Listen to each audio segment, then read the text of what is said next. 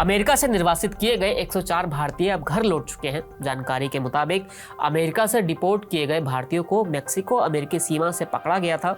कहा यह जा रहा है कि ये लोग भारत से अवैध तरीके से रवाना हुए थे, लेकिन इन्होंने डंकी रूट के जरिए अमेरिका में घुसने की कोशिश की। निर्वासित लोगों में हरियाणा और गुजरात से 33, पंजाब से 30, महाराष्ट्र और उत्तर प्रदेश से 3 और चंडीगढ़ से 2 लोग हैं। इस बीच लोगों के मन में ये भी सवाल है कि डंकी रूट होता क्या है। अगर आपने शाहरुख खान की फिल्म डंकी देखी है तो आप ये समझ जाएंगे कि डंकी रूट क्या है और इस रास्ते दूसरे देशों तक पहुंचने वाले लोग किस तरह अपनी जान जोखिम में डालते हैं।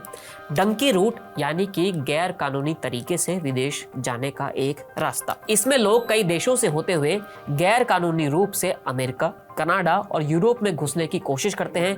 ये लोग टूरिस्ट वीज़ा या एजेंट्स की मदद से लैटिन अमेरिका के किसी देश जैसे कि ब्राज़ील, इक्वाडोर, पनामा या मैक्सिको वहां तक पहुंचते हैं।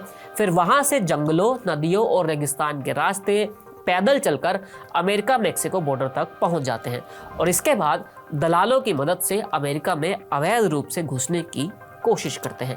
डंकी शब्द की उत्पत्ति पंजाब के डुनकी शब्द से हुई है, जिसका अर्थ है एक जगह से दूसरी जगह कूदना। डंकी रूट एक लंबा और एक बेहद मुश्किल सफर होता है। डंकी रूट से एक जगह से दूसरी जगह पहुंचने में कई बार महीनों बीत जाते हैं। इसमें लोग अवैध तरीके से ट्रक, विमान या नाव या फिर पैदल चलकर और जंगल के रास्ते एक देश से दूसरे देश जाते हैं। इस दौरान उन्हें खराब मौसम, भूख, बीमारी, दुर्व्यवहार और कभी कभी मौत का भी सामना करना पड़ता है। इस यात्रा के दौरान लोगों को छुपकर रहना पड़ता है, क्योंकि अगर किसी की नज़रों में आए तो पकड़े जाने का खतरा बना रहता है। डंकी रूट अपनाने के लिए लोगों को मानव तस्करों को लाखों रुपए भी देने पड़ते हैं। मानव तस्कर भी ये काम छुपकर और अवैध तरीके से ही करते हैं। इसमें भागने वाले लोग 1 या 2 देशों से नहीं बल्कि कई देशों से होते हैं और अपनी मंजिल तक पहुंचने की कोशिश करते हैं।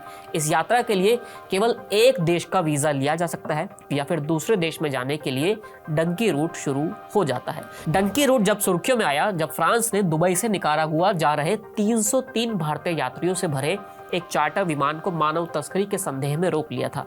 इन यात्रियों में से अधिकांश को भारत वापस भेज दिया गया था। आमतौर पर तस्कर इन यात्रियों को ये आश्वासन देते हैं कि वे उन्हें यूरोप के देशों में वीज़ा दिलवाएंगे या फिर अवैध तरीके से वहां पहुंचने में मदद करेंगे।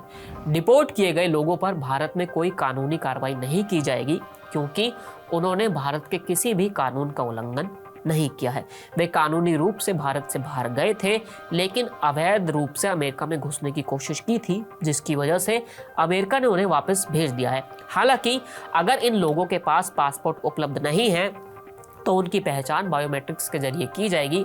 इसके अलावा जिन दलालों ने इन लोगों को भेजा है उनकी भी पहचान की जाएगी ताकि आगे का एक्शन लिया जा सके। फिलहाल इस वीडियो में इतना ही, फिर मिलेंगे नए वीडियो के साथ। शुक्रिया।